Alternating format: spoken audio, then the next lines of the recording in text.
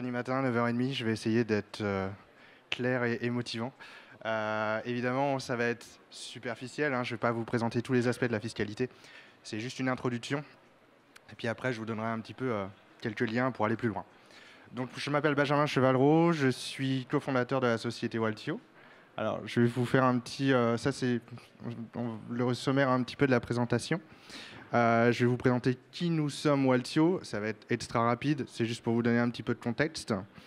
La présentation du régime fiscal, vos obligations déclaratives, quels sont les mouvements ou les transactions imposables, le régime d'imposition qui s'applique à ces transactions. Un petit exemple, et un exemple moins simple mais complètement trivial, et on verra déjà qu'il y a un tout petit peu de complexité, et je finirai par quelques conseils. Alors, ça c'est la seule slide sur la société Waltio, c'est juste pour vous donner un petit contexte de la présentation. Donc Waltio, nous sommes un éditeur de logiciels, donc nous ne sommes pas un cabinet d'experts comptables, d'avocats fiscalistes. On s'entoure justement d'experts de la fiscalité pour créer un outil. On supporte aujourd'hui près de 100 plateformes et aujourd'hui, alors on aide au calcul du montant imposable et à la déclaration des revenus. Qu'est-ce que ça veut dire ? Vous allez dans Waltio, vous déposez vos fichiers, on synchronise vos API avec Binance, Coinbase, Kraken et tous leurs petits copains. On va analyser vos données, c'est la partie vraiment la plus importante où on va vérifier qu'il n'y a pas un Bitcoin ou des Ethers qui partent en l'air. Parce qu'il faut savoir que vous êtes un petit peu responsable de vos données. Donc on va vous alerter parce que l'administration fiscale va peut-être vous dire, écoutez, là il y a un Bitcoin qui est parti, il est parti où ? Et puis quand toutes vos données sont propres, c'est-à-dire qu'on calcule aussi vos balances, on va vous dire en gros dans votre déclaration d'impôt quel chiffre mettre dans quelle boîte, pour faire simple. Donc aujourd'hui on est une société créée il y a 3 ans donc par Pierre Morisot, donc, qui est mon associé et donc moi-même qui suis le directeur technique. Aujourd'hui on est 12 collaborateurs entre Paris et Lyon. Et aujourd'hui, on a aidé près de 5000 clients avec un volume de transactions analysé de environ 7,5 milliards d'euros. Aujourd'hui, je pense que c'est plus parce que ces chiffres-là datent de l'année dernière, mais c'est pour encore une fois vous donner un petit contexte sur nos retours d'expérience. Alors, on va rentrer dans le vif du sujet. Quelles sont vos obligations déclaratives ? Il y en a 2, on va commencer par la plus simple. La plus simple, c'est informer l'administration fiscale de la détention de comptes d'actifs numériques à l'étranger. En gros, si vous avez déjà eu un compte en Espagne, un compte bancaire traditionnel en Espagne, en Italie, en Grande-Bretagne, aux États-Unis, vous devez être familier avec ce type de formulaire parce qu'il vous le fait faire de la même manière, de la même façon pour un compte ouvert à l'étranger. Par exemple, les Revolut, les choses comme ça, théoriquement, il faut le déclarer aussi aux impôts. Donc pour les actifs numériques, c'est pareil. En gros, il faut déclarer tous les comptes ouverts, utilisés et clos durant l'année fiscale. On ne va pas vous demander beaucoup d'informations, on va vous demander votre numéro de compte. Alors généralement, c'est vrai que sur les plateformes d'échange, il n'y a pas vraiment de numéro de compte. Parfois, il y en a. Mais sinon, vous mettez juste votre adresse email. Des informations administratives de la plateforme, leur nom, leur localisation. Généralement, il faut chercher dans toutes les termes et conditions de la plateforme, bien cachés dans un lien bien au fond de la plateforme. Et normalement, il y a toutes les infos. Et la date d'ouverture et la date de clôture. On ne vous demandera pas des informations de quelles ont été vos transactions, quelle est votre balance au 31 décembre. Pas du tout, c'est vraiment extrêmement administratif. Évidemment, si vous ne le faites pas, évidemment, vous pouvez avoir des amendes. Aujourd'hui, il y a 2 questions généralement après cette slide. Alors, j'essaie de faire les questions et réponses en même temps. La première, c'est et mes wallets. J'ai une clé Ledger, j'ai un wallet MetaMask, est-ce que je dois les déclarer ? Aujourd'hui, non.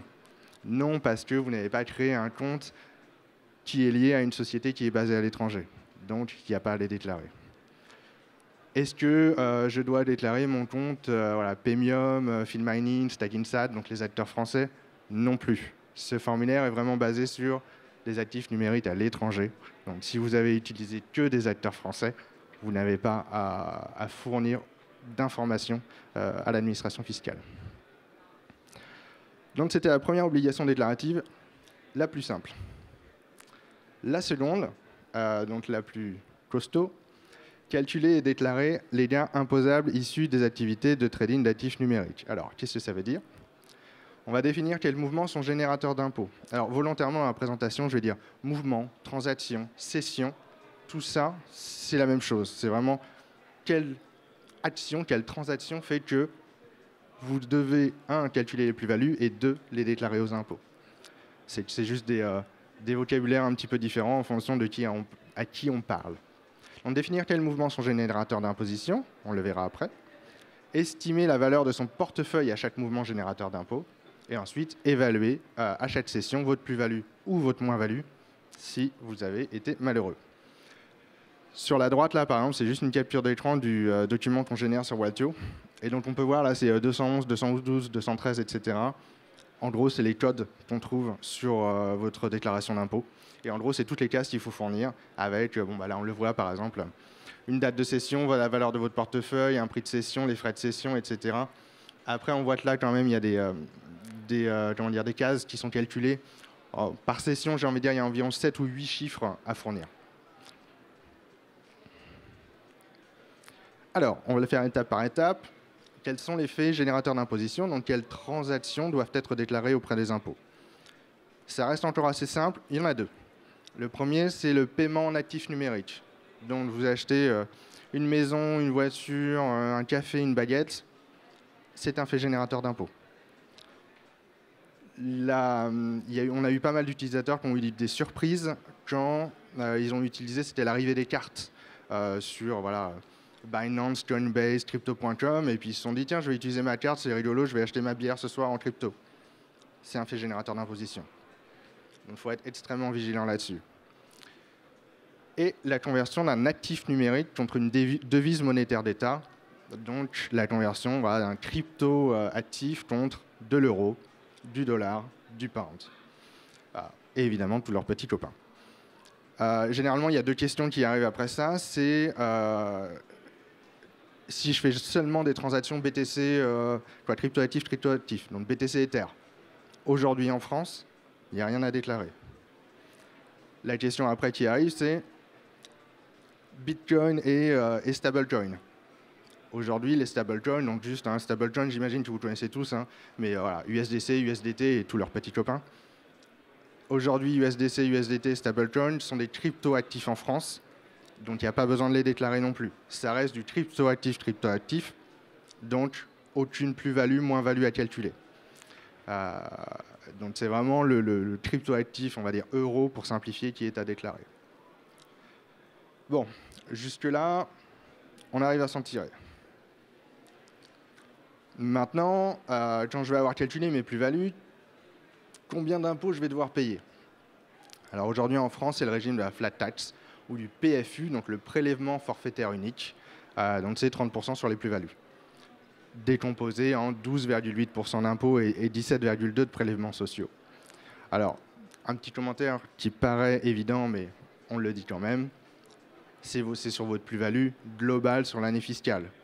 Évidemment, si vous avez 4 transactions imposables et vous faites 2 plus-values et 2 moins-values, on va faire la somme de vos plus ou moins-values et on va calculer les 30% sur la somme des plus et moins-values globales.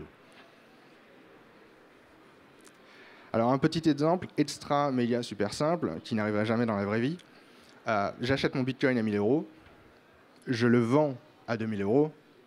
Très naturellement, j'ai fait une plus-value de 1 000 €. Je vais donc payer 300 € d'imposition, correspondant à 30% de ma plus-value. Jusque-là, il n'y a pas plus simple.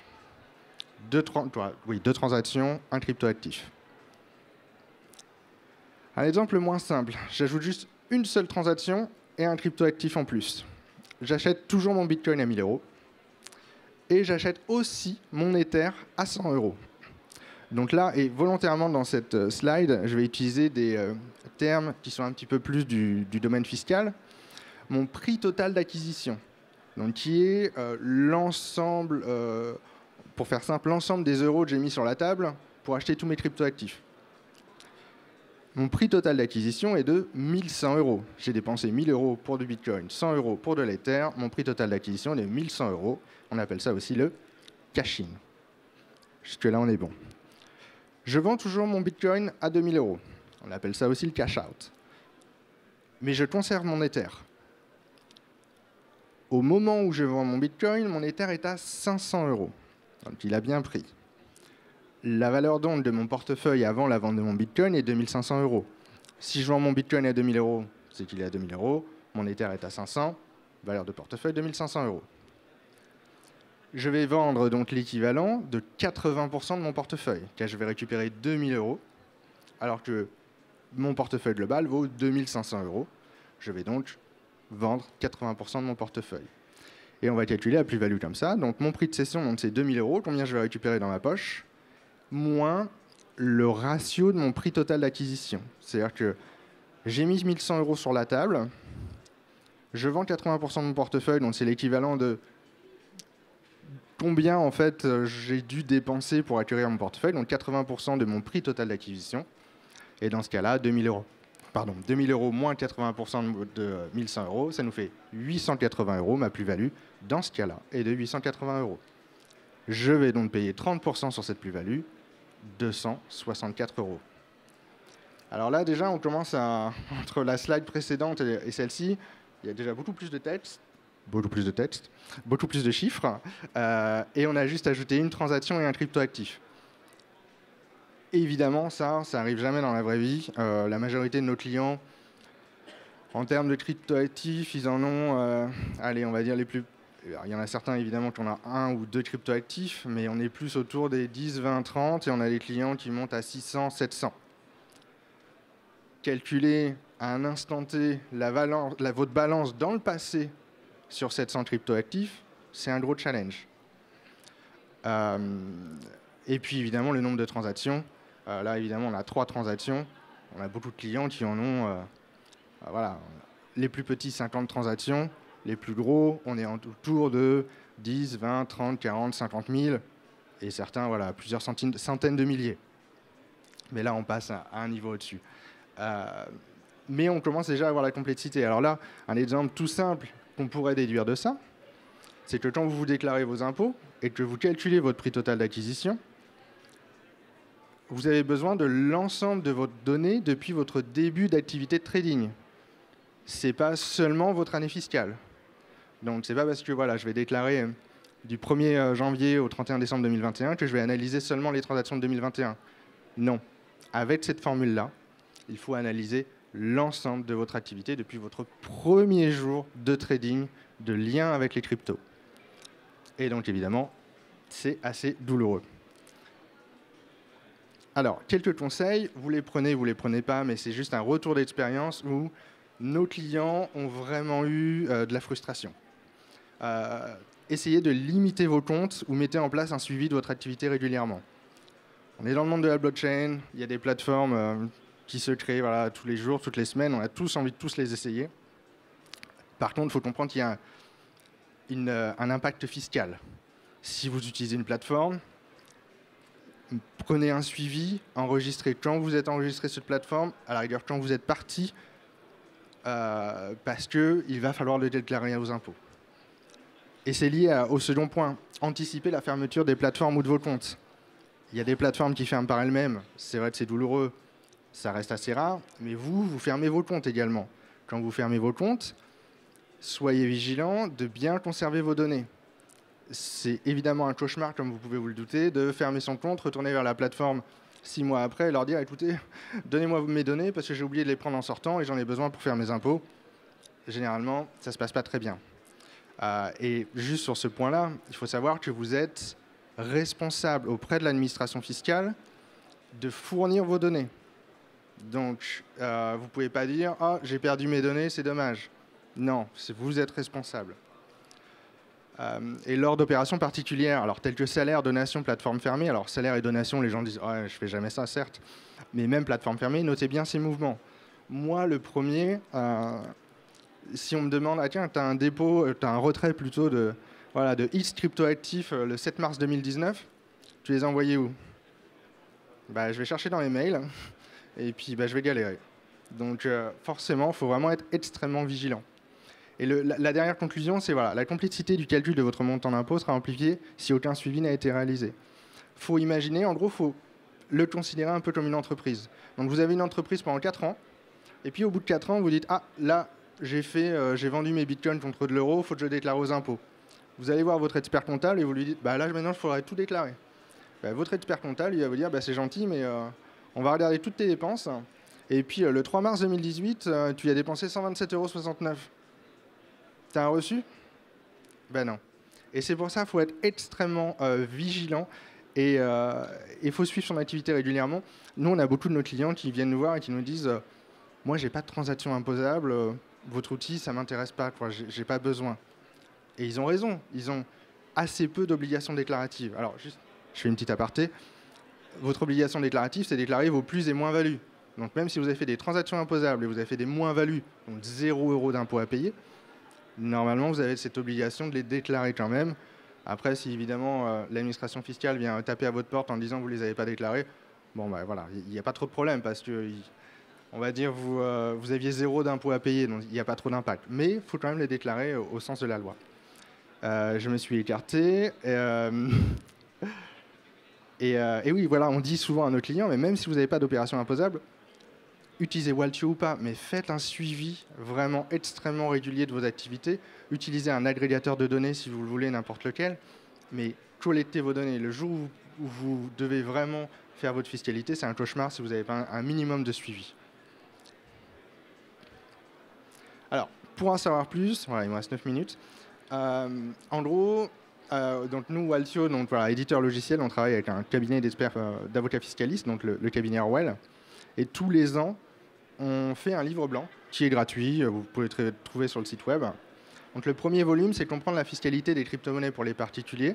Alors ça va reprendre la formule que je vous ai montrée, mais ça va aller un petit peu plus loin, parce que là, on n'a pas parlé des frais, puis on n'a pas parlé de plusieurs transactions imposables.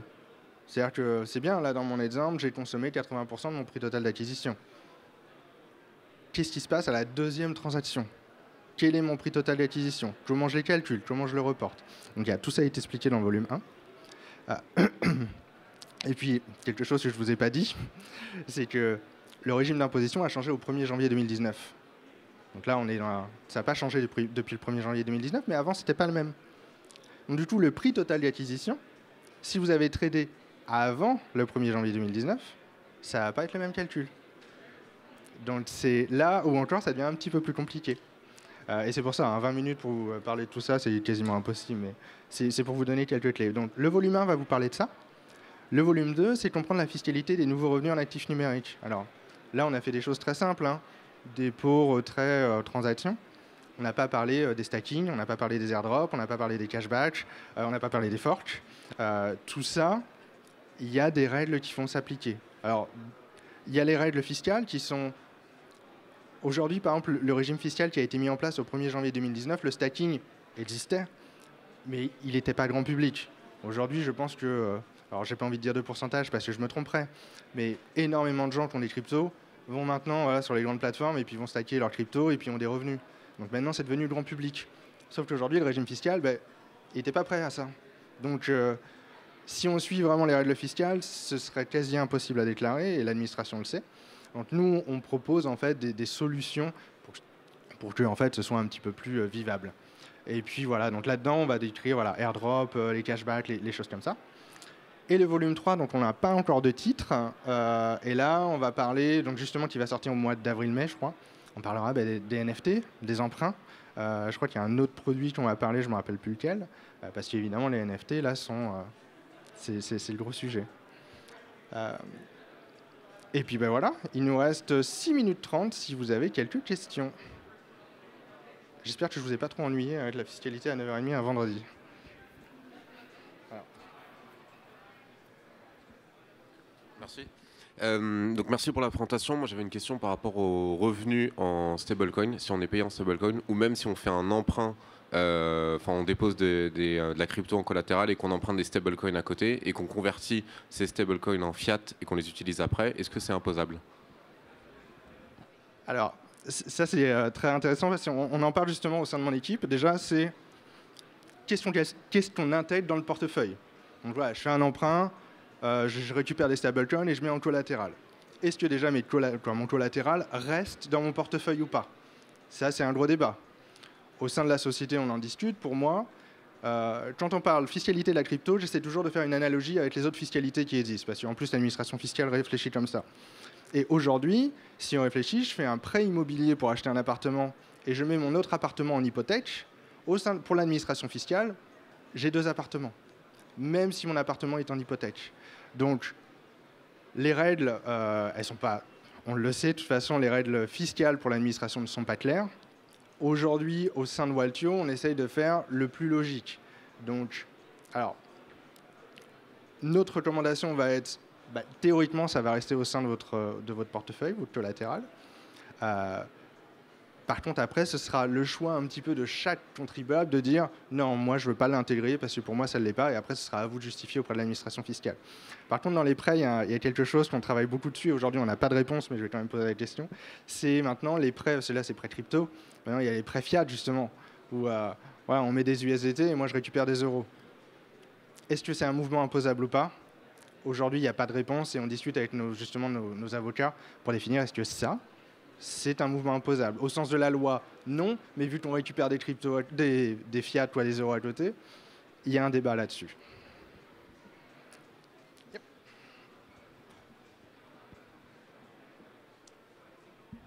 Bonjour, merci pour la présentation. J'ai une question assez simple, mais si on a des cryptos sur une plateforme et qu'on les envoie à une adresse, par exemple, d'un wallet privé, qui du coup n'est pas déclaré, est-ce que c'est considéré par l'administration comme une cession ou... Alors non, ce ne sera pas une cession. Par contre, c'est vrai, donc, encore une fois, donc, dans notre produit, quand vous allez faire tous vos calculs, c'est pour ça que c'est extrêmement important de fournir toutes vos infos. C'est-à-dire que vos infos de plateforme centralisée et aussi décentraliser votre wallet. Quand vous allez envoyer d'une plateforme X ou Y, que ce soit une plateforme d'échange ou une autre plateforme, sur un wallet privé, ça va être un dépôt sur une plateforme. Nous, derrière, dans la plateforme, on va les consolider. C'est-à-dire qu'on va avoir un retrait d'un côté, un dépôt d'un autre, c'est consolidé, il n'y a aucun souci. Mais c'est pour ça que quand vous faites votre calcul, c'est bien de la valeur de votre portefeuille, il faut vraiment bien avoir l'ensemble des plateformes que vous avez, centralisées, décentralisées, wallet, etc. Ça répond à votre question? Ouais, cool. Voilà, il y a beaucoup de questions. Si j'achète par exemple un NFT à 0,1 Ether et que j'ai 0,02 de frais de gaz, est-ce qu'on peut inclure le frais de gaz dans l'investissement et dire qu'on l'a acheté genre 0,12? Alors oui, aujourd'hui, les frais sont déductibles. Donc c'est vrai que quand on va acheter, que ce soit des cryptos ou des NFT, alors c'est là où encore il y a des débats, parce que le NFT, est-ce que c'est un crypto-actif ou pas? La loi aujourd'hui dit que normalement, c'est la fiscalité du sous-jacent qui doit être appliquée. Donc, si j'ai un NFT on va ouvrir le dossier Sorare. Si j'ai des NFT de cartes virtuelles de joueurs, c'est quoi? C'est un cryptoactif? C'est la fiscalité des collections? Qu'est-ce que c'est? Aujourd'hui, il n'y a pas de règles qui le font. Mais plus pour répondre à ta question sur les frais, oui, les frais sont totalement déductibles. Et d'ailleurs, on ne l'a pas trop vu, mais tout à l'heure, quand je montrais le fichier Excel avec tous les codes, il y a bien une ligne de code avec les frais. Et donc ça, il n'y a aucun souci. Tous les frais, normalement, sont déductibles. Ouais.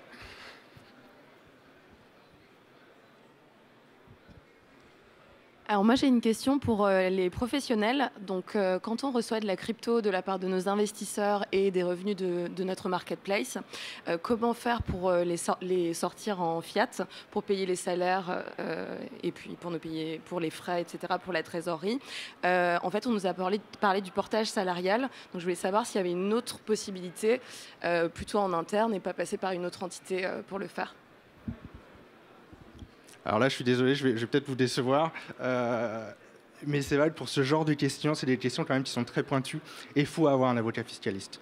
C'est-à-dire que nous, c'est pareil, au sein de la société, sur Waltio, les gens peuvent payer en crypto. Aujourd'hui, nos cryptos, on les garde. Et on aimerait aussi les rémunérer aussi nos salariés avec. Mais c'est vrai que c'est très compliqué. On a plein d'experts comptables autour de nous. On aide d'ailleurs, on travaille sur des choses avec des experts comptables. Voilà, beaucoup d'experts comptables sont un petit peu perdus sur comment les déclarer, comment les donner, quel régime s'applique. C'est vrai qu'aujourd'hui, il faut avoir vraiment quelqu'un qui va regarder votre cas et qui va vous dire le bon chemin. Voilà, nous, on travaille avec le cabinet Orwell. Généralement, quand on a des cas un petit peu spécifiques, on leur dit allez voir notre cabinet d'avocat. Des fois, 1 heure avec un avocat, ça peut résoudre tous les problèmes.